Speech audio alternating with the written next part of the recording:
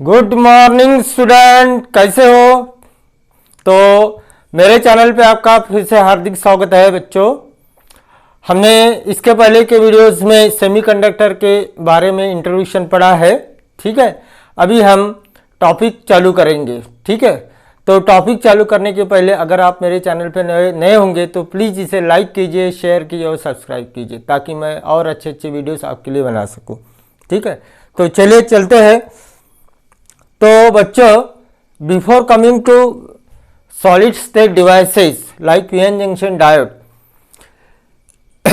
तो पहले जो एग्जिस्ट थे वो क्या थे? वैक्यूम ट्यूब्स थे।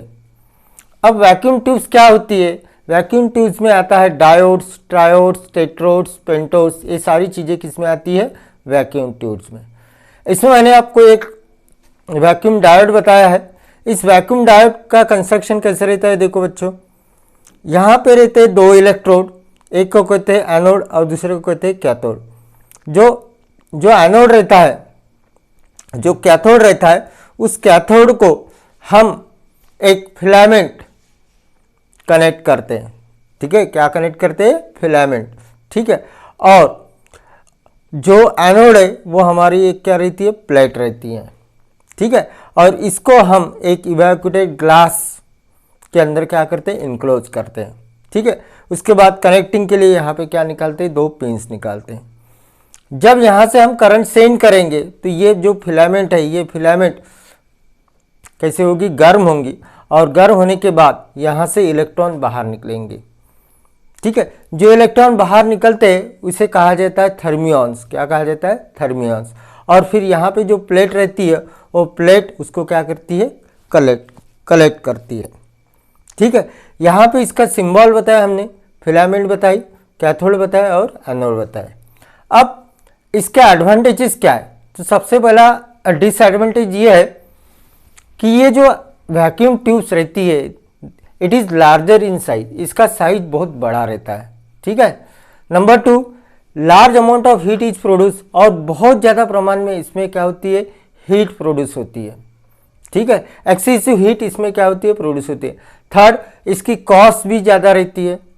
ठीक है, और इसको माउंट करने के लिए हमें बहुत ज़्यादा जगह लगती है, यानी लार्ज स्पेस रिक्वायर्स। और इसको ऑपरेट करने के लिए more operating voltage and more current लगता है। इस वजह से, इन कारणों की वजह से ये वैक्यूम ट्यूब्स को रिप्लेस किया सॉलिड स्टेट डिवाइसेस से। किससे रिप्लेस किया? सॉलिड स्टेट डिवाइसेज, जो कि अपना क्या है? सेमीकंडक्टर्स है। क्या है ये? अपना सेमीकंडक्टर। तो ये हो गया कि how semiconductor devices are coming in the market.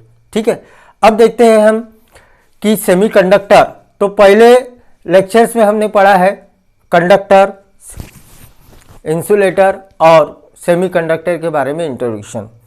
तो सेमीकंडक्टर के विषय में अगर जानना है तो सबसे पहले हमको एटॉमिक स्ट्रक्चर क्या होता है ये पहले पता रहना चाहिए।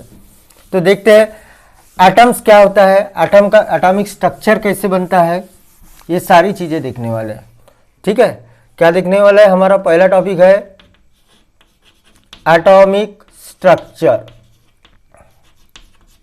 एटॉमिक स्ट्रक्चर, तो बच्चों आपको पता है कि कोई भी मैटर हो तो उस मैटर का स्मॉलेस्ट जो पार्ट होता है वो क्या होता है? एटम होता है। अब मैटर क्या होता है? मैटर में भी सॉलिड, लिक्विड और गैसेस। ठीक है, any type of matter consist of large number of atoms.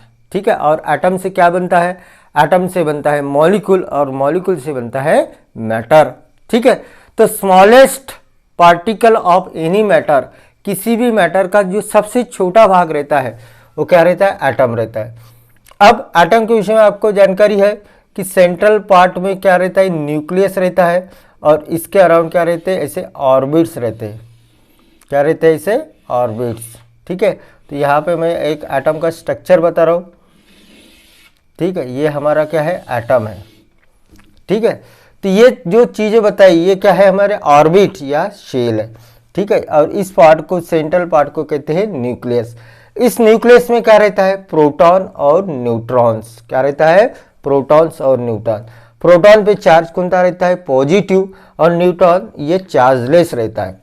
अब ऑर्बिट के अंदर निगेटिव चार्ज पार्टिकल रहते हैं, उसको कहा जाता है इलेक्ट्रॉन्स। क्या कहा जाता है, इलेक्ट्रॉन। और ये जो इलेक्ट्रॉन्स है, ये इलेक्ट्रॉन कंटिन्यूअसली इस ऑर्बिट के अंदर क्या रहते हैं, घूमते रहते हैं। ठीक है, all the electrons are orbiting in the circular orbits continuously. Now the nucleus contain protons. क्या रहता है यहाँ पे, प्रोटॉन्स रहते हैं। और क्या रहता है यहाँ पे बच्चों, न्यूट्रॉन्स रहते हैं। प्रोटॉन्स पे चार्ज कौन सा रहता है, पॉजिटिव।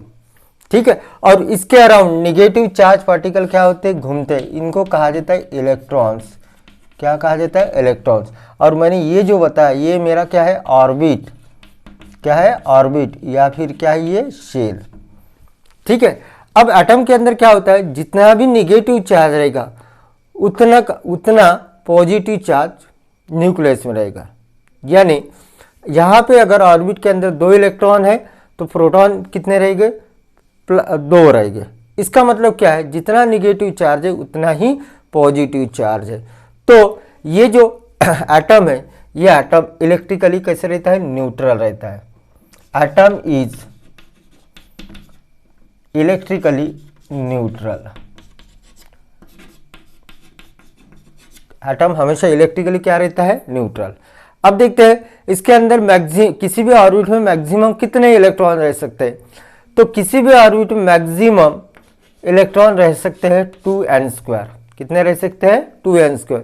यहाँ पे n क्या इंडिकेट करता है, यहाँ पे n इंडिकेट करता है नंबर ऑफ शेल्स या नंबर ऑफ ऑर्बिट्स। क्या इंडिकेट करता है, नंबर ऑफ शेल या नंबर ऑफ ऑर्बिट्स। मान के चलो कि हमारा ऑर्बिट नंबर कितना है, 1 है। तो यहाँ पे फर्स्ट ऑर्बिट में मैक्सिमम कितने इलेक्ट्रॉन रहेंगे, 2। अगर मैं n = 2 पुट करता हूँ तो सेकंड ऑर्बिट में मैक्सिमम कितने इलेक्ट्रॉन रहेंगे, 8। अगर मैं n = 3 पुट करता हूँ तो थर्ड ऑर्बिट में कितने इलेक्ट्रॉन रहेंगे, 3 का स्क्वायर 9 × 2 18, यानी थर्ड ऑर्बिट के अंदर 18। अगर मैं n = 4 पुट करता हूँ तो फोर्थ ऑर्बिट में कितने इलेक्ट्रॉन रहेंगे, 32। यानी फर्स्ट ऑर्बिट में मैक्सिमम इलेक्ट्रॉन कैपेसिटी कितनी रहेगी, 2 रहेगी। सेकंड ऑर्बिट में कितनी रहेगी, 8 रहेगी। थर्ड ऑर्बिट में कितनी रहेगी, 18 रहेगी। और फोर्थ ऑर्बिट में कितनी रहेगी, 32। ठीक है, अब हमारी ऑक्टेट थ्योरी क्या कहती है, किसी भी ऑर्बिट में मैक्सिमम 8 इलेक्ट्रॉन से ज़्यादा नहीं रह सकते। ठीक है, यहाँ इस फार्मूले से किस ऑर्बिट के अंदर कितने मैक्सिमम इलेक्ट्रॉन्स रह सकते हैं ये हम निकाल सकते हैं। लेकिन ऑक्टेट थ्योरी कहती है कि 8 इलेक्ट्रॉन के ऊपर किसी भी ऑर्बिट में इलेक्ट्रॉन नहीं रह सकते। ठीक है, तो बच्चों आपको ये टॉपिक समझ में आया होगा। अब देखते हैं हम सेमीकंडक्टर। तो हमारा सेमीकंडक्टर मेनली 2 टाइप के रहते हैं। ठीक है, अगर हम सेमीकंडक्टर के बारे में देखेंगे, एक रहता है सिलिकॉन और एक रहता है जर्मेनियम। अब सिलिकॉन और जर्मेनियम इसके बारे में हमको पढ़ना है। ठीक है, तो सबसे पहले हम देखेंगे सिलिकॉन और उसके बाद देखेंगे जर्मेनियम। तो सिलिकॉन जो है उसका एटॉमिक नंबर कितना है, 14। कितना है, 14। इसी प्रकार जर्मेनियम का एटॉमिक नंबर है 32। ठीक है, अब इसका इलेक्ट्रॉनिक कॉन्फ़िगरेशन निकालेंगे।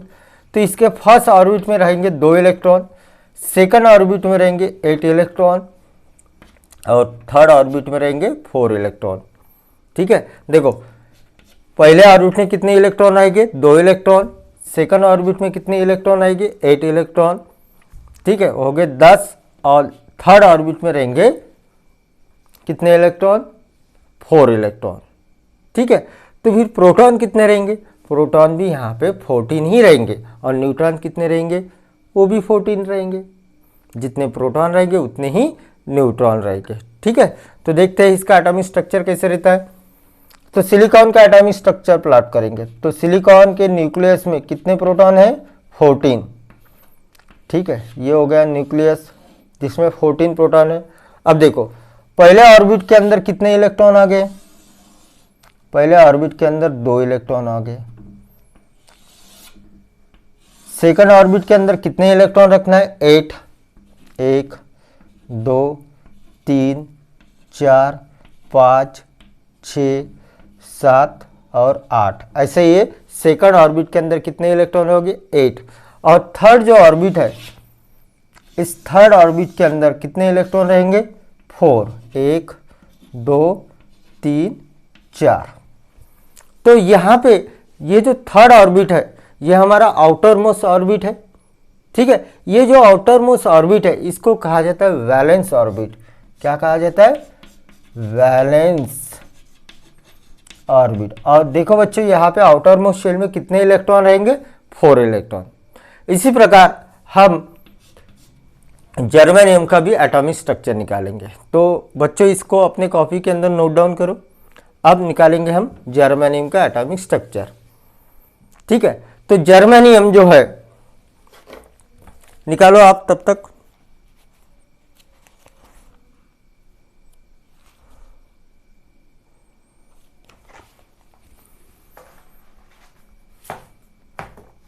तो जर्मेनियम इसका एटॉमिक नंबर है 32। ठीक है, सबसे पहले प्रोटॉन कितने रहेंगे? प्रोटॉन्स यानी पॉजिटिव चार्ज यहाँ पर रहेंगे 32 और न्यूट्रॉन्स रहेंगे इसके अंदर, न्यूट्रॉन्स रहेंगे 41। ठीक है, जो कैसे रहते हैं चार्जलेस। और इलेक्ट्रॉन कितने रहेंगे 32। तो इलेक्ट्रॉनिक कॉन्फ़िगरेशन कैसे होगा? फर्स्ट शेल में आएंगे 2, सेकंड शेल में आएंगे 8, थर्ड शेल में आएंगे 18। अब कितने हो गए 20 + 28। तो फोर्थ शेल में कितने आएंगे 4 इलेक्ट्रॉन। फर्स्ट ऑर्बिट के अंदर 2 इलेक्ट्रॉन हो गए, सेकंड ऑर्बिट के अंदर 8 इलेक्ट्रॉन हो गए, थर्ड ऑर्बिट के अंदर 18 इलेक्ट्रॉन हो गए और फोर्थ ऑर्बिट में कितने हो गए 4 इलेक्ट्रॉन्स। तो इसको अभी हम प्लॉट करेंगे। तो देखो अपने पास प्रोटॉन कितने आए हैं 32 प्रोटॉन। तो फर्स्ट ऑर्बिट के अंदर 2 इलेक्ट्रॉन्स। ठीक है, सेकंड ऑर्बिट के अंदर कितने इलेक्ट्रॉन दिखाना है 8, 1 2 3 4 5 6 7 8। थर्ड ऑर्बिट के अंदर कितने दिखाना है 18।